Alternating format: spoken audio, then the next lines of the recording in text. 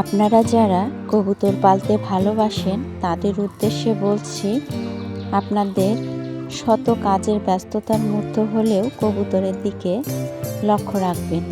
কারণ অনেক সময় কবুতরের পায়ে বিভিন্ন ধরনের সুতা বা চুল পেঁচিয়ে পায়ের আঙ্গুল কেটে যায়, অথবা একেবারে পায়ের আঙ্গুল কেটে পড়ে যায়।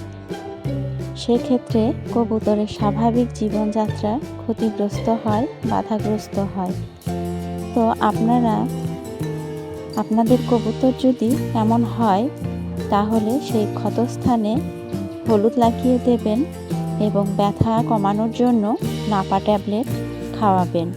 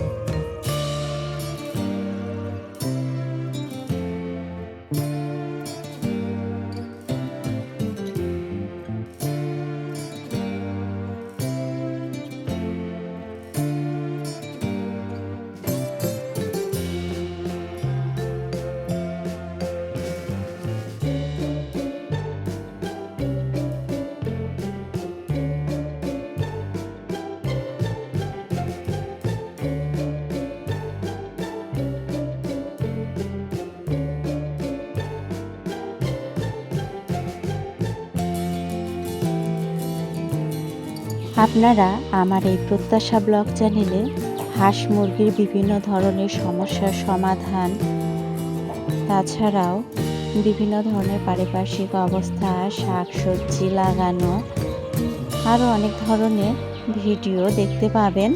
যদি আমার চ্যানেলের ভিডিও আপনাদের ভালো লাগে, তাহলে অবশ্যই আপনারা লাইক, শেয়ার এবং সাবস্ক্রাইব করে আমাকে সাপোর্ট করবেন।